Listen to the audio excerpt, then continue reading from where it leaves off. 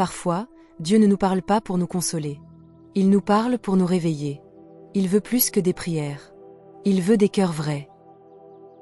Bonjour et bienvenue sur cette nouvelle lecture de la parole de Dieu. Ouvre ton cœur à la lumière d'Ésaïe chapitre 1. Car aujourd'hui, Dieu nous appelle à revenir à lui. Voici la vision qu'Ésaïe, fils d'Amo, a reçue au sujet de Juda et de Jérusalem. Ciel, écoute. Terre, tends l'oreille. C'est le Seigneur qui parle. J'ai fait grandir des enfants. Je les ai élevés. Mais ils se sont révoltés contre moi. Un bœuf connaît son propriétaire. Un âne connaît la mangeoire de son maître. Mais Israël ne comprend rien. Mon peuple ne connaît pas son Dieu. Écoute bien ce que dit Dieu ici. Quel malheur, peuple coupable. Peuple chargé de crimes. Une race de rebelles, des fils corrompus.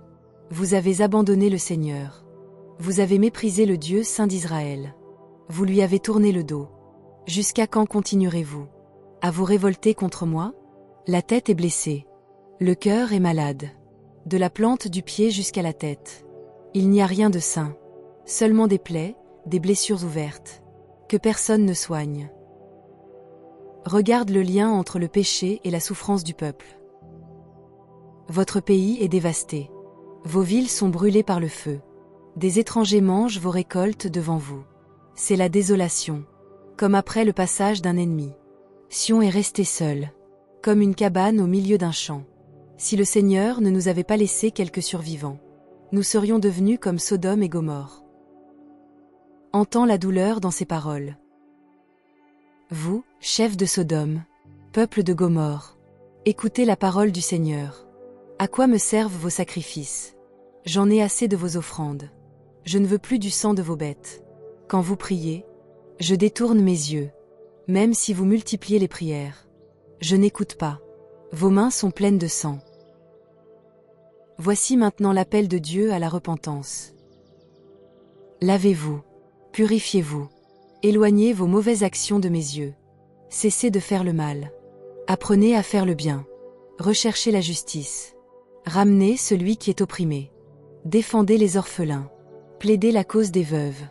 Venez, discutons ensemble, dit le Seigneur. Même si vos péchés sont rouges comme le sang, ils deviendront blancs comme la neige. S'ils sont comme la pourpre, ils deviendront comme la laine. Si vous obéissez, vous mangerez les meilleures récoltes du pays. Mais si vous refusez, l'épée vous dévorera. Et enfin, la promesse, la restauration par la justice. Comment la ville fidèle est-elle devenue une prostituée? Elle était pleine de justice. Et maintenant, elle est remplie de tueurs. Tes chefs sont rebelles, amis des voleurs, corrompus par les pots de vin. Ils ne défendent plus les orphelins, ni les veuves. Mais Dieu dit, je vais me venger de mes ennemis. Je purifierai Jérusalem. Je retirerai ses impuretés. Et je restaurerai tes juges comme autrefois. Alors tu seras appelé ville juste, ville fidèle. Sion sera sauvée par la justice. Ses habitants, par la droiture. Mais les rebelles et les pécheurs seront brisés. Ils auront honte de leurs idoles, de leurs jardins païens. Ils seront comme des arbres sans feuilles, comme un jardin sans eau. Et leurs forces brûleront comme de la paille. Et personne n'éteindra ce feu. Seigneur, ta parole est vivante. Elle juge, elle corrige, mais elle sauve. Donne-nous un cœur pur, droit, pour te suivre en vérité. Que ta justice éclaire nos pas, et que ton amour nous relève. Chaque jour. Amen. Ce texte est dur. Mais il est vrai. Dieu ne parle pas pour accuser. Il parle pour sauver. Il parle à un peuple qu'il a abandonné, mais il tend encore la main. Ce chapitre est un miroir. Le malheur d'Israël, c'est parfois le nôtre.